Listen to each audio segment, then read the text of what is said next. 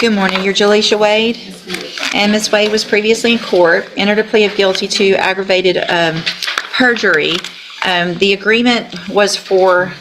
All right, pause for just a second, because within the first 20 seconds, the judge drops a big one: aggravated perjury. That's not your everyday, oops, I lied.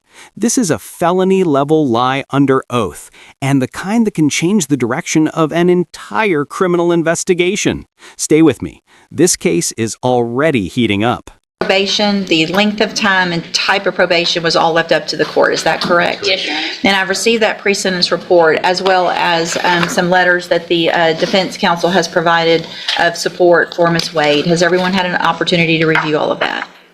Yes, Your Honor. Are there any additions or corrections to that pre-sentence report? The only correction, it stated that Mrs. Wade's driver's license had expired, but it expires in 2030. So her driver's license Okay. is good. So that's the only. Okay. Mr. Coleman? Nothing with regard to the PSI, just a brief argument. It gives when the court's ready to hear. Sure. Ms. Holmes, I'll let you go ahead with the argument. Yes, Your Honor. Thank you. Your Honor, I've had the opportunity to speak with Ms. Wade on several occasions, and in regards to this aggravated perjury, this is a third-degree felony. Ms. Wade, prior to this happening, has no criminal history, zero criminal history. The only thing is on the date of this incident at this trail ride, Zydeco, she was in an altercation with a young lady in which she was charged with an assault, in which she has successfully completed deferred adjudication for the misdemeanor. She has no felony criminal history. She understands the ramifications of being untruthful in regards to who she was in a car with. Now, notice what the defense is doing. This is classic mitigation strategy. They're building a picture: stable parent, no criminal past, low risk assessment. But ask yourself, does a clean record erase the impact of lying to a grand jury, especially when that lie involves a potential homicide suspect? This is where courts walk a tightrope between compassion and accountability. She was a passenger in a vehicle, and that is what she was indicted for, as to being untruthful as to who all was in this vehicle that she was a passenger in. Your Honor, we understand when testifying, when she was subpoenaed to testify in front of this grand jury, that we need to be truthful, and she understands that. And moving forward, she wants that opportunity to show that she can be, obviously, continue to be a productive citizen in society, and she's asking for that second chance. We are obviously asking for a deferred adjudication in this matter. We believe that this is a case that should be afforded that opportunity for Ms. Wade. She is a single parent who provides for her son. She works hard. She has, as I stated, no other history. And as you can see on the evaluation in this PSI, it's indicate a low risk level, which we feel is very important for the court to know, because it suggests that offenders who are rated as low often self-correct. And we believe that Ms. Wade will self-correct and understand her actions moving forward in life, but we do want her to have that second chance to be able to complete a deferred adjudication so she does not have a felony conviction on her record. We know that this is a court of second chances. We've seen several times people who I believe sometimes have more heinous crimes that get the opportunity at deferred adjudicated probation. And I believe that Ms. Wade should have that opportunity as well. We do know that obviously it's your decision, Your Honor, in regards to that, and in regards to the length of time. Being that this is a third-degree felony, we are asking if the court grants Ms. Wade this deferred adjudication, if it could be in the range of possibly 3 to 5 years, as opposed to the maximum 10. It states that she lacks prior felony convictions that suggest that this incident may represent an aberration rather than a pattern of criminal behavior.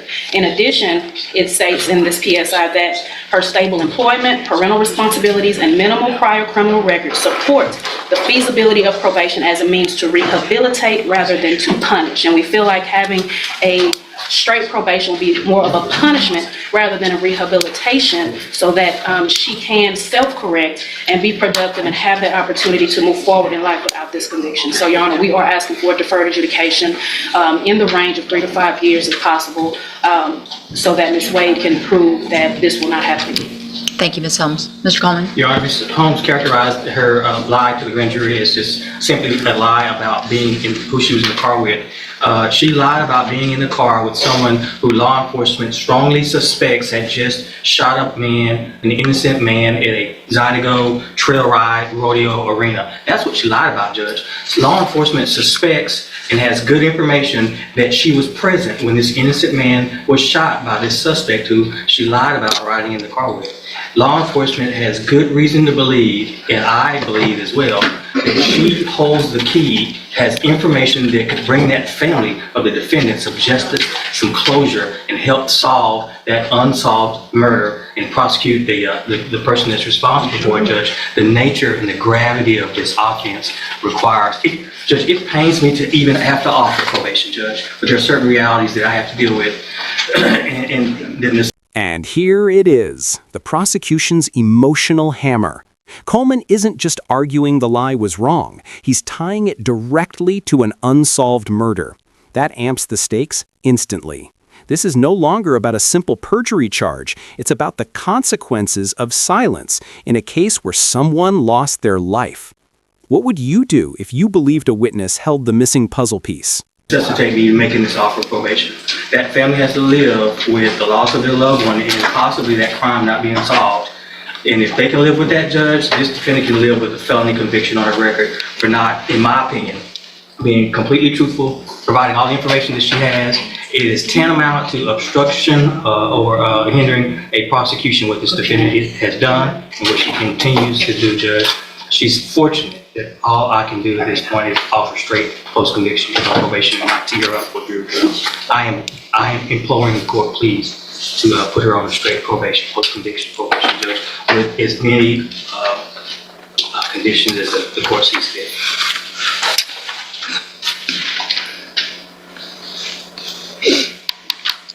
So, Ms. Wade, I don't know if you've been in here all morning, but I've had a couple of tough sentencings. The information that you he's right. You know, we're not just talking about some crime, we're talking about a murder that you lied about. That still, when maybe never will be resolved. So I understand and agree with Mr. Coleman.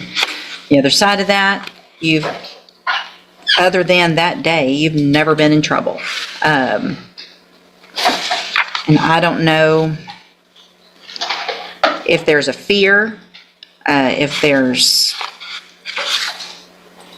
someone pressuring you, or those types of things, which I wouldn't be surprised of based on the people that we were dealing with regard to that murder charge.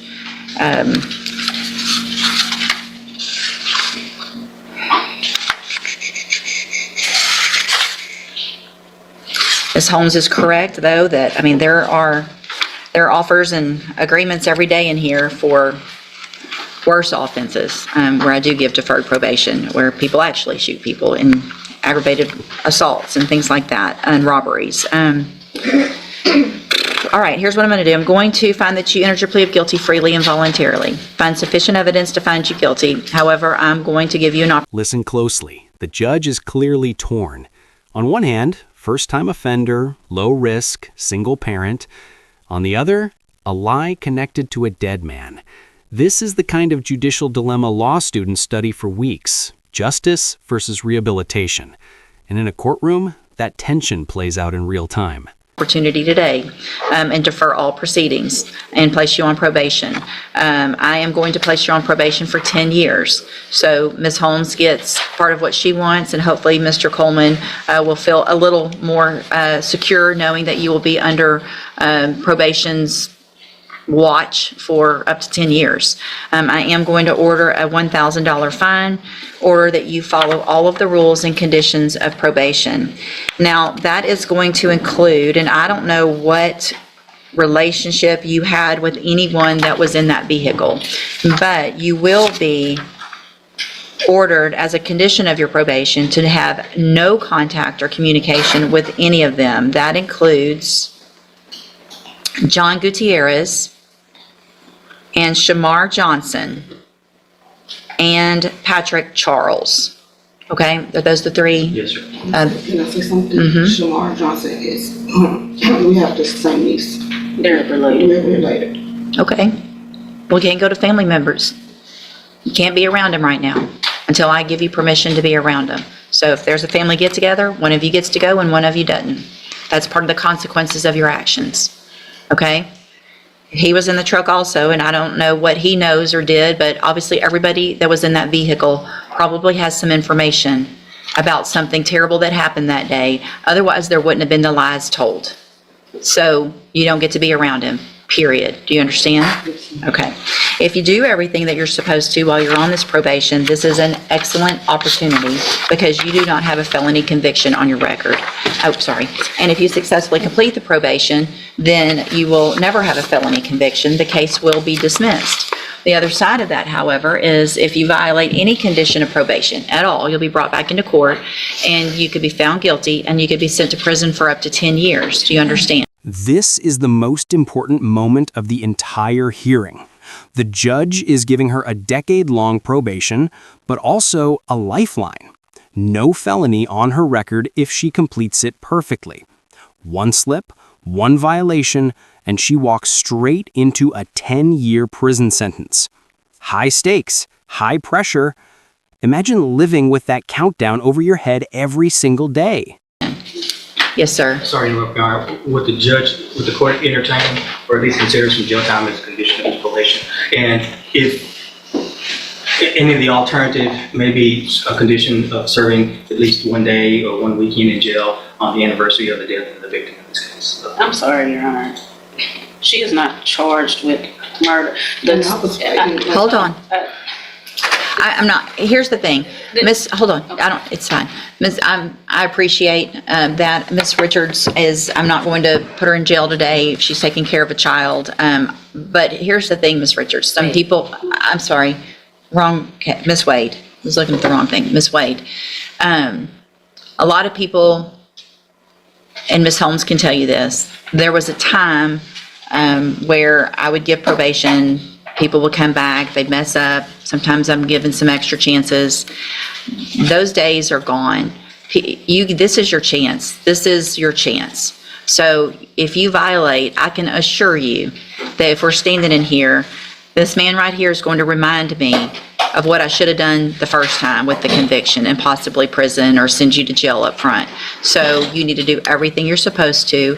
Follow all of the rules, and if you do that, again, this is your opportunity to put this behind you, continue living your life like it looks like the rest of the way you've been living it, other than on that day, hopefully. Right? Makes sense? Did I already hand you? I'm handing you the trial court certification that shows this was an agreement that I followed, and so you've waived your right to appeal. You need to have a seat here in the courtroom. Probation will call you up when she's ready to go over your paperwork. I do have a question. She lives in Texas City. I mean, that's Galveston County. Will she have the opportunity to transfer? Talk to probation today when she calls you up about where you live, and they'll have to do the appropriate paperwork, and it'll be transferred to where you live. Okay? 17-27697 on Justin Lee. In a quiet courtroom, Jalicia Wade stands before a judge, the weight of a single lie pressing heavier than any spoken word. She has already pleaded guilty to aggravated perjury, a felony born not from violence, but from silence. The defense paints her as a stable, hardworking single mother with no criminal past, arguing her lie was a desperate mistake, not a pattern of deceit. They ask for mercy, for deferred adjudication, for a chance to erase a felony and move forward. But the prosecution rips the veil away. This was not an ordinary lie. Wade denied riding in a vehicle with a man law enforcement believes had just murdered an innocent person. That false testimony may have stalled an investigation, delayed justice, and deepened a family's grief. Suddenly, the courtroom shifts. This case is no longer about Wade alone, but about a dead man whose voice will never be heard. The judge listens, visibly torn.